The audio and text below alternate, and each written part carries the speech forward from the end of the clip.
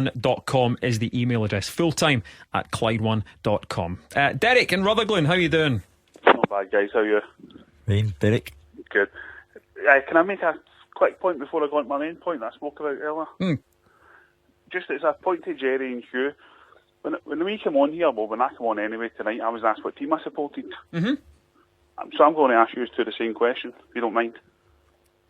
Well, we are in the journalistic profession, and So you have to leave your boyhood allegiances at the front desk because you're paid to talk about all clubs, and you can't align yourself to a particular club. Derek, I know you're looking for stuff. Let me just explain why we've actually just started doing that. Derek, I was just going to explain why we asked you. Because obviously there's journalists, there's bigger journalists down south as well on Talksport and stuff. I mean, they're quite open with who they support and stuff.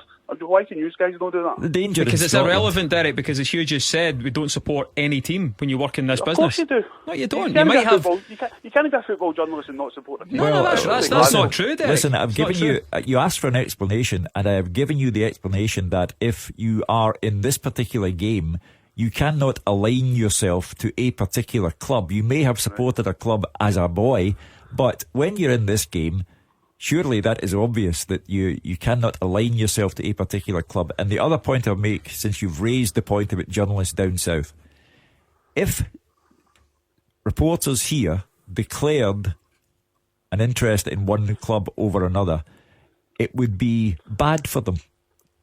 So that's why they keep quiet, because in the west of Scotland, it's dangerous.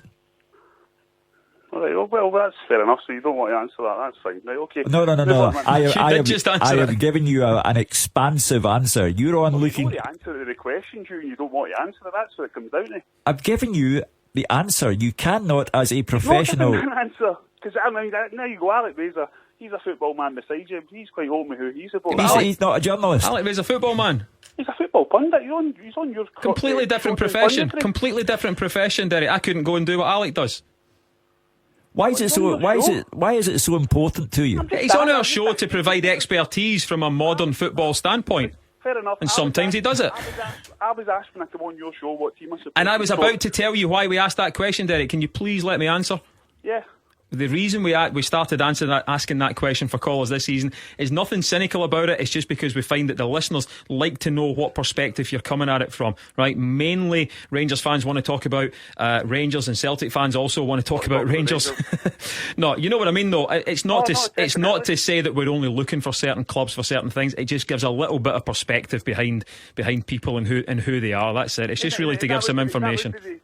That would be the exact same for you guys. It would give us a perspective to who. No, but Derek, you're asking us to give an answer that doesn't actually exist, so we could have this conversation all day long. Right, okay. If you want to ask me who I supported as a boy, that's a different question. Well, there you go. There's the question. Who did you support as a boy? I supported Celtic, but everyone knows that. That's no big revelation, Derek. And what about you? Well, you can answer that if you want, so they can choose not to.